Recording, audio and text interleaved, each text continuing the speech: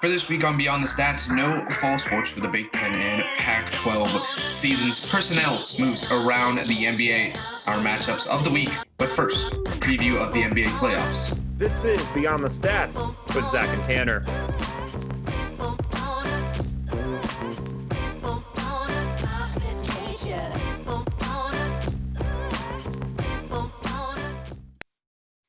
All right, Tanner, looking at the NBA playoffs,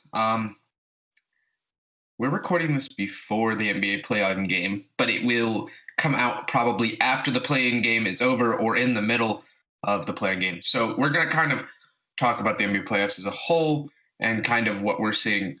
There'll be some big matchups coming up. We'll talk about those later in our matchups of the week. Yep, absolutely. But I'm excited for this playoff coming up. Tanner, what is the thing you're most looking forward to as the season, or as we move the season into the playoffs? Well, Zach, I think the one thing that I'm especially excited for is this is going to be a true test. I mean, there's home court advantage, if you really want to call it that, but there really isn't. I know, right?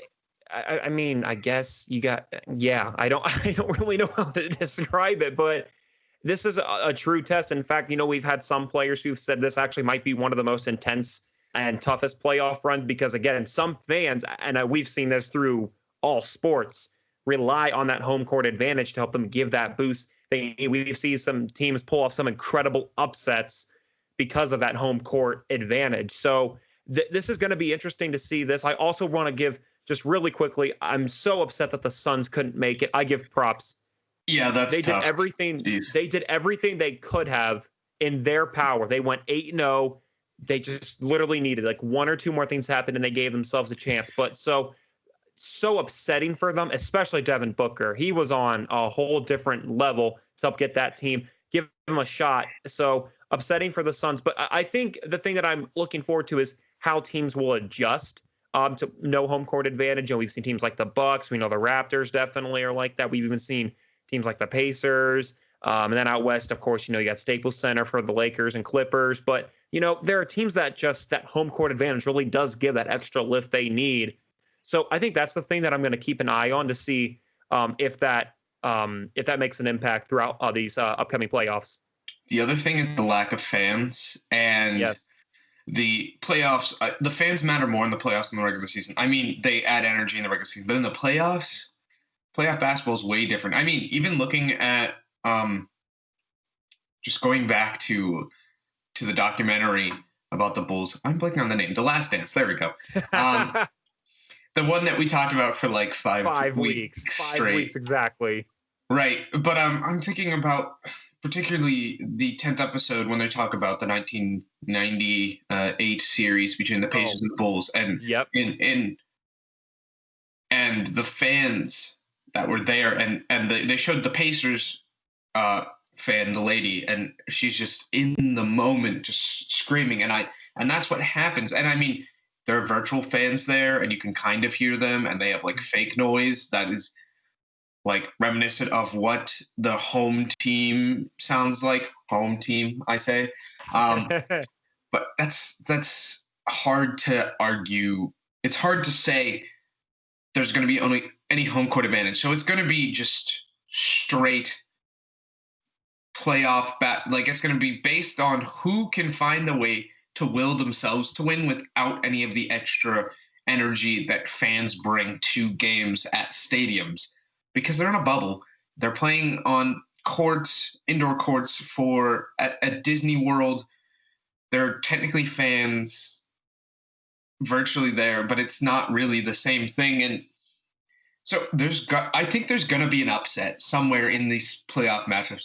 I don't want to necessarily predict any one spot, but I think a playoff upset will happen somewhere in this playoffs just based off of the way things are. I think based on the way the Lakers played in the bubble, they played terrible offense except for like one game. And in that game, they played terrible defense. Yes, they won the game on a Kyle Kuzma buzzer beater, but it was really their only game where they looked good on offense. And then they looked bad on defense in that game. So I think the Lakers are kind of maybe a team to watch. They're the number Absolutely. one Yep. seed, so I think I'm not betting against them, but they're a team that I think could see get an upset.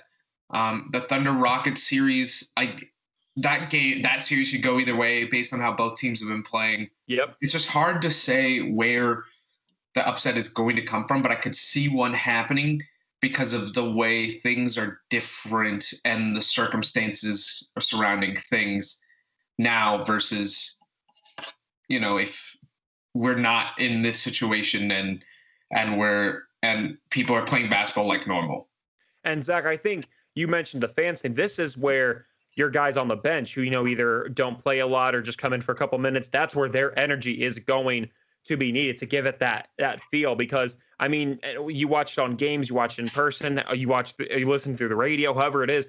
Those fans, like, I mean, sometimes you can hear them even sometimes louder than the actual commentators because that's how intense it gets. I mean, so the bench, I think, is actually going to be something that is really important, and that's when they need to understand this is truly like a regular NBA playoffs in the sense of you got to play every single game like it's your last. And we see series like the Bucks and Magic, and of course a lot of people are predicting a sweep, but and again, the likelihood is the Bucks should and most likely will. But you said, to be honest, there are teams that I don't think there's no safe team, and I think this year is just as true with that statement as ever. I mean, we've seen it before. We've seen certain teams that honestly everybody knew for sure was getting to at least the conference finals and maybe even all the way to the finals. But I mean, and you said it best with, the Lakers. They kind of looked a little sloppy. I give props to the Nets. I mean, we talked about, I did not think they were going to be able to hold on since they don't have a true superstar, but I give props. Yeah, there was their four best players, really. They held their own, and they're playing the Raptors, of course, by far one of the best, if not the best defensive team, both in the East and also in the entire NBA. But, I give props. They held their own. They kept on to that 7th spot. They proved me wrong. I genuinely thought they were out, but they held on to that spot. They've given themselves a shot. When they're hot, I mean, they beat the Bucks. I mean, that's right. That's really impressive on their part. So they're just as easy to be able to win that. I mean, I'm looking at all the series here, so I'll just quickly go through in the Eastern Conference: Bucks, Magic, Raptors, Nets, Celtics, Sixers, Pacers, Heat, and then in the West, Lakers versus whoever wins, which will be either Portland or Memphis, Clippers, Mavs, Nuggets, Jazz, and then Rockets, Thunder. All these should be really good series, and I'm like you, I'm really looking forward to it. But I really think, in my opinion, the bench will be the biggest aspect for each team in terms of guys who come off the bench, which is, in my opinion, why the Clippers have a huge advantage in that. But it's like it's going to be so much fun to watch, and this will be a true test of which team is really ready to try and claim that NBA trophy by the end of this. Yeah, and quick thing before we wrap up this segment is based on how the 8-game bubble went. Are your choices for who goes where different from the predictions you made before the bubble started? Yeah, I mean, if you would have told me from the very beginning that the Suns would have been in a position, I would have said no chance. Now they still weren't, but they were so close, and I kind of wish they would have. If it would have been Lakers Suns, that would have the Suns have been hot. So it could have at least, but in terms, here's the thing. If Memphis wins the 2 games they need to make it in, it's going to be tough. I'm going to be honest. I think the team that has the best chance to give the scare Lakers between the two are the Trailblazers. I mean, Damian Lillard, his last couple games, has been on an absolutely different planet. I mean, he's putting up, he's just been insane. He is showing why he deserves to be respected. And now, in my opinion, one of the best players, Western Conference for sure, and even starting to crack in for best in the NBA. But he has just been, if he keeps up this dominance, I think the Lakers are going to have trouble with that. Now, if they slow him down, then we got a different story. But I think the Trailblazers will win that series, but Memphis still giving it a shot. But they're going to have to really dig deep to win both games that they need to in order to make it in. Yeah, I mean, it stays the same for me. It's Lakers and Clippers in the Western Conference Finals, it's Bucks and Celtics in the Eastern Conference Finals, and then Clippers in 7 over the Bucks. Yeah, we're gonna step aside. When we come back, we'll talk about college football and what's going on with the Big Ten and the Pac-12 when we return. This is Beyond the Stats.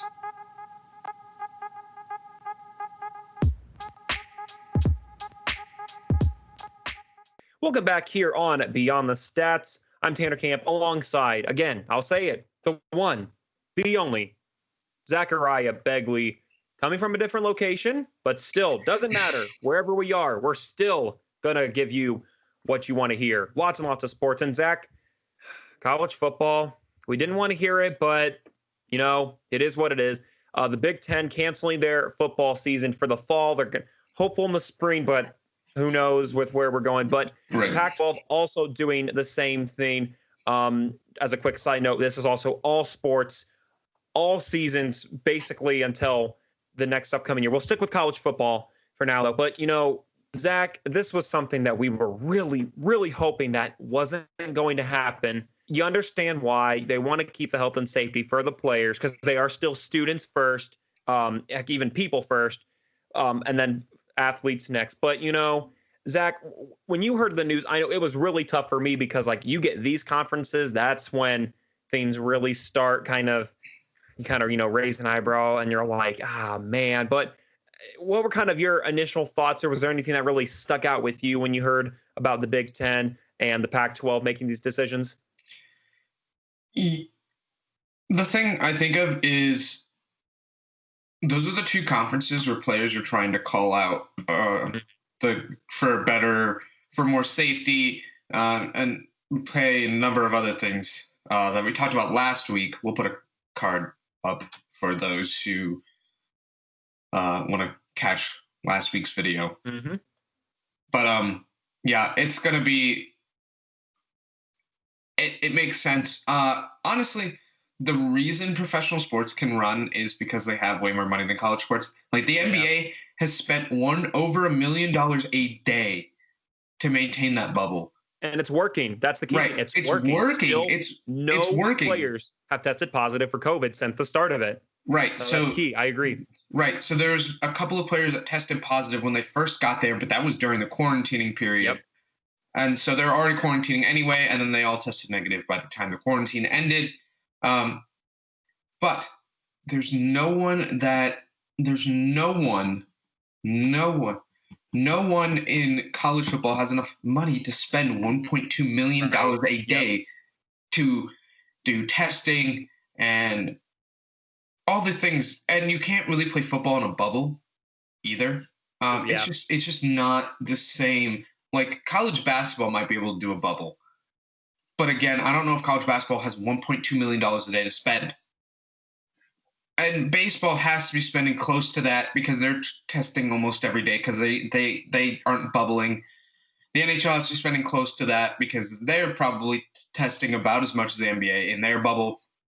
The NFL is going to have to spend close to that with testing and contact tracing and things like that. But there just isn't any way for college sports to spend that much money to maintain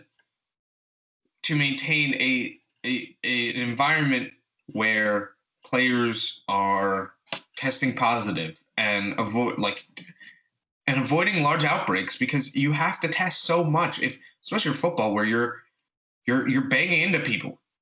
Like there's no way to avoid distancing. Like tennis, you could probably get away with that because there's two nets and you don't cross the other net. But you can't do that with football. Like the nature of the sport is get as close as possible and put the person on the ground. Absolutely. And then I think one important thing also is you need to remember, first you got the guys on the field. What about the guys? I mean, the roster size, and then don't forget the coaching staff, and then the other players that are around. And then if they were to have any like cheerleaders or cheer squad members, that's like, I mean, there's just, as you said, it's a close sport. I mean, as you said, your goal is to try to get that ball up the field as close as possible. And then to do that, to help get them out of the way, you have to physically make contact with people.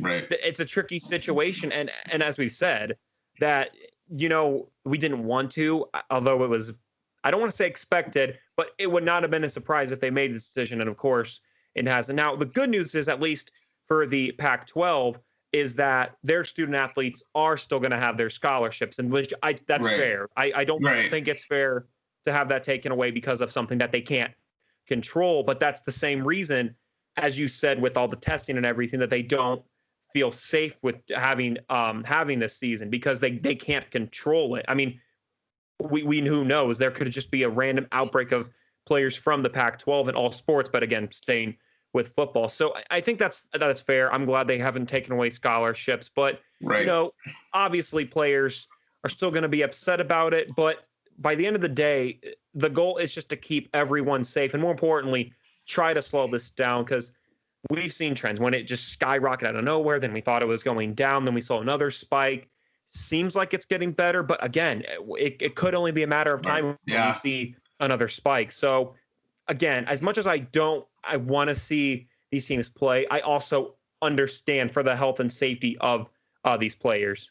Right. Players do want to play. And I think if they have a way of testing players, and some of the demands they're making, like take away the liability waiver that they're asking players to sign, having testing 2 times a week, offering red shirts to players who have to quarantine, and things like that. Like ways for, like, if those are implemented, there might be ways. And I've heard some things about like only letting athletes onto campuses and making everyone else go remote.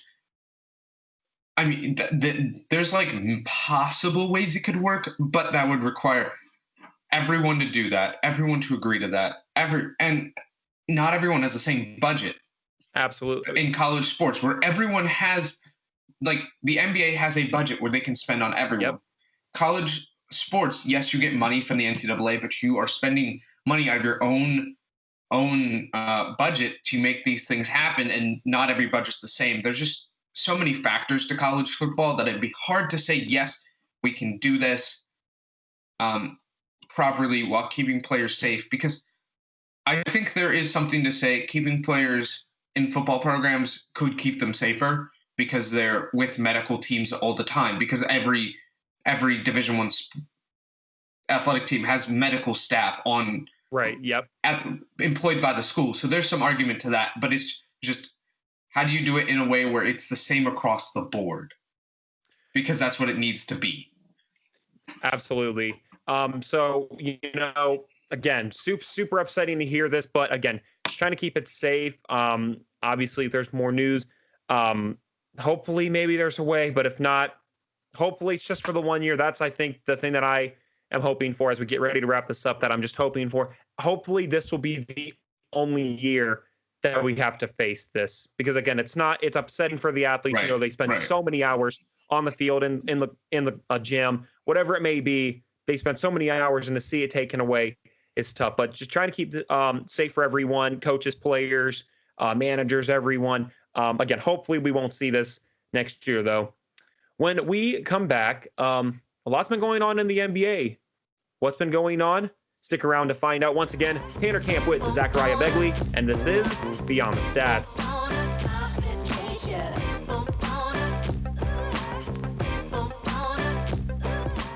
Welcome back to Beyond the Stats. Tanner Camp joining me. I'm Zachariah Begley. We're talking about personnel moves going on in the NBA. Yep. 3 particular ones. Vlade Divac has resigned as GM of the Sacramento Kings. Alvin Gentry and Jim Boylan have been fired by Gentry for the Pelicans, Boylan for the Bulls, for similar reasons, not making the playoffs and not playing very well over their times there. Boylan only there for 2 years, and then Gentry was there for 5.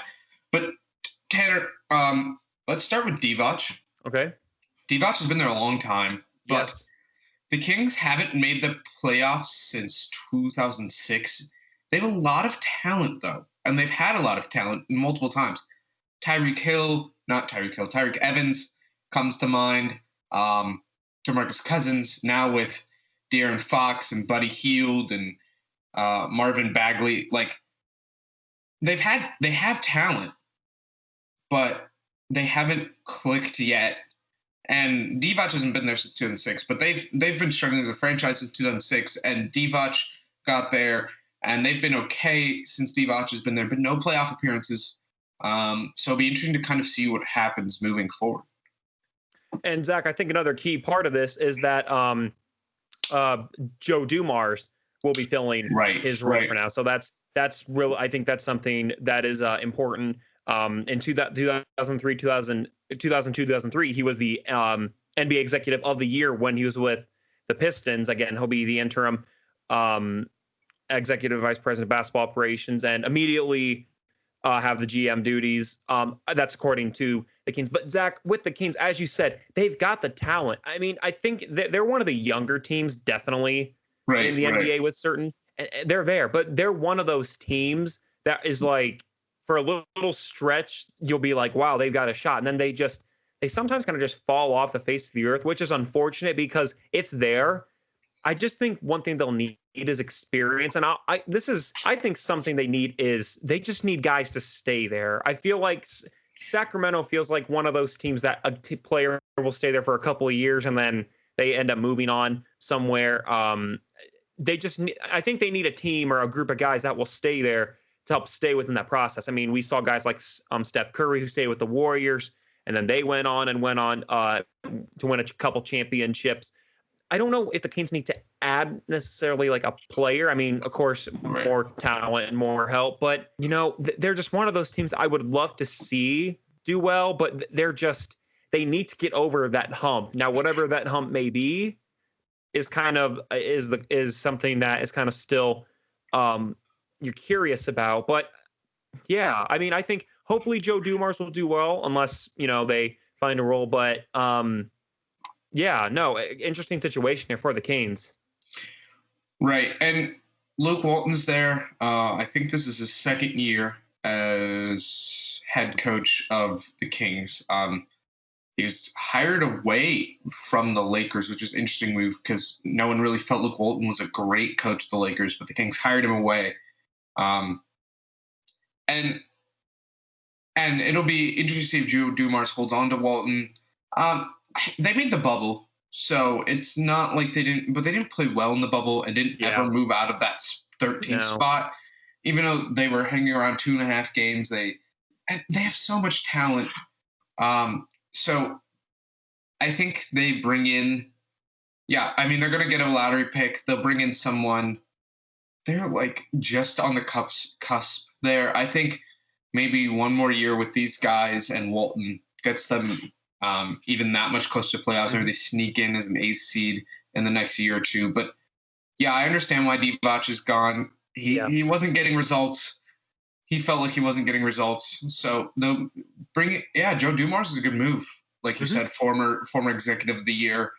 In 2003, but still shows that he knows how to build a team. That team, like the team he built, won the championship with the Pistons, or for the Pistons in 2004. So he's built a team that has won a championship before.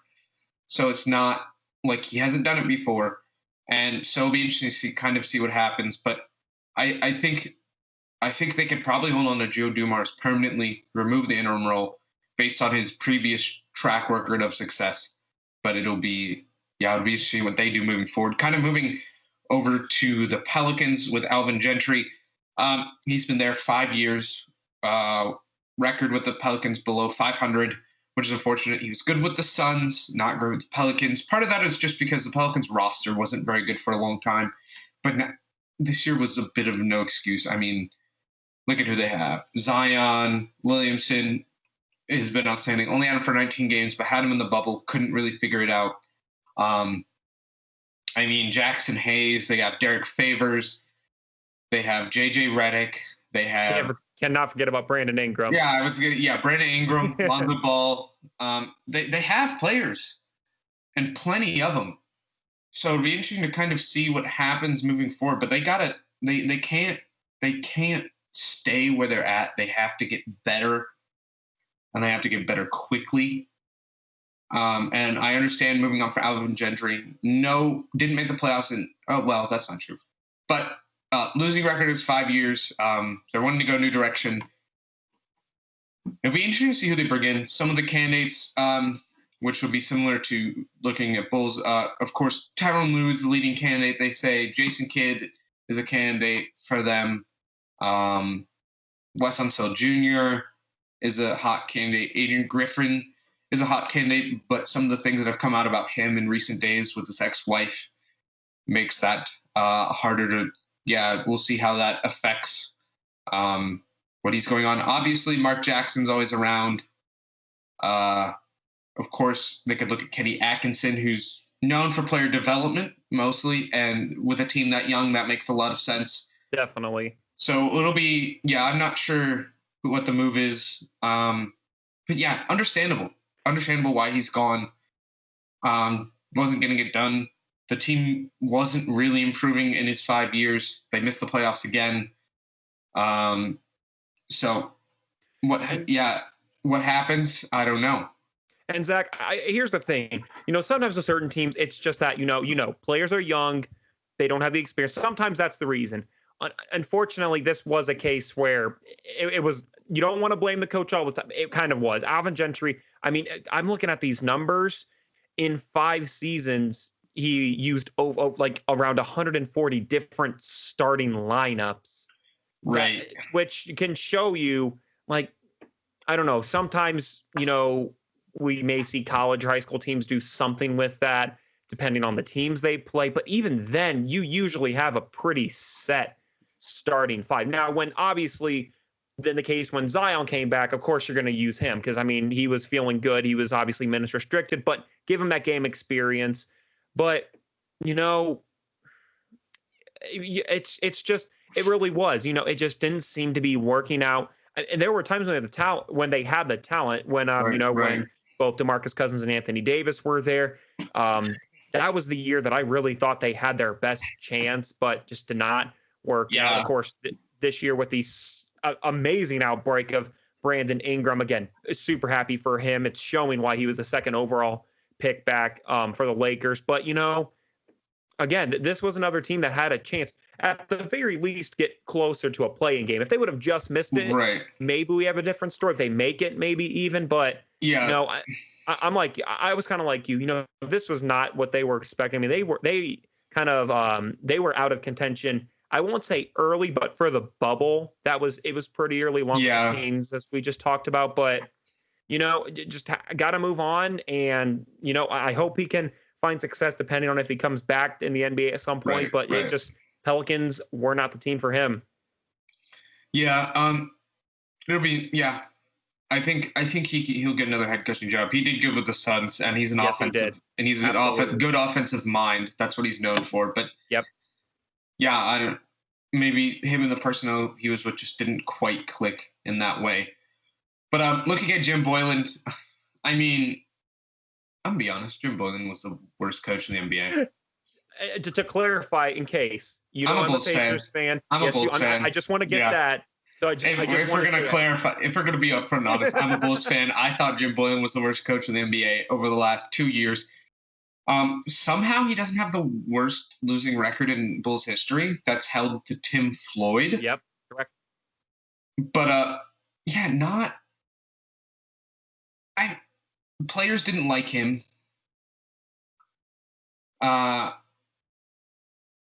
Front office did like him. Well, the owners liked him, but the players didn't like him, and were public about how they didn't like him. Daniel Gafford was public about it. Zach LaVine was public about it. Lauri Markkanen was public about it.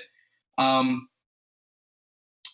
of the reasons was his it came out his HR record was not great. There were a number of things with him and a number of things on his list of HR. His HR record wasn't stellar, which contributed to the firing.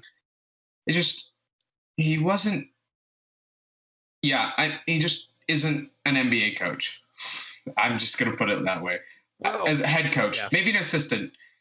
He's one of the he was one of the best assistants in the NBA, and considered one of the best assistants in the NBA. But I don't think he ever gets another head coaching job in the NBA ever again. But yeah, Kenny Atkinson's on that list. Emi Ekuto, obviously Wes Unseld Jr. Adrian Griffin is again on that list, but of course, the domestic violence accusations from his ex-wife makes that that came out earlier this week, makes that a little bit of a different. Yeah, I mean, he's vehemently denied them, and I hope they're not true, because you want people to be safe and healthy, and you don't want someone to not be, you don't want to hear someone is purposely injuring someone they are supposed to love and take care of and things like that. But yeah, so I don't think he's hired in this coaching cycle because of that, and he's still in the Toronto Raptors staff at the moment. But but I don't know if he's still around in if he gets hired this coaching cycle, at least unless things come out very quickly, saying he denied it or saying that they were not true. Yeah.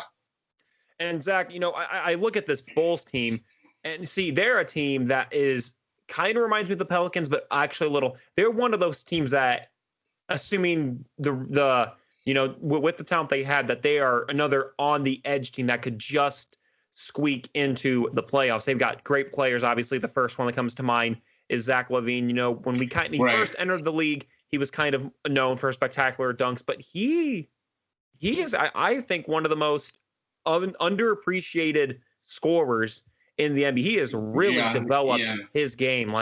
Before it was just, he has a wide open lane. He's going to do something spectacular. But no, he is. I give props. So his development's been good.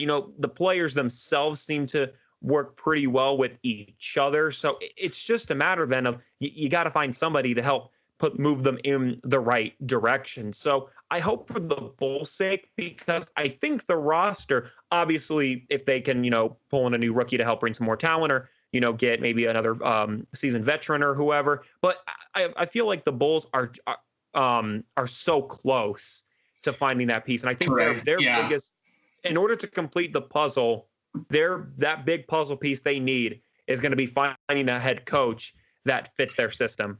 Yeah. So it'll be interesting to see what happens moving forward. When we come back, we will be talking about I blanked again. Oh. Well, I was on my phone anyway, so it's okay. Top matchup of the week. Yeah, all right. Going in 3, 2, 1. We'll keep you updated about what happens moving forward. I'd be interested to see who kind of fills those 2 head coaching vacancies moving forward. When we come back, we'll be talking about the matchups of the week when we return. This is Beyond the Stats.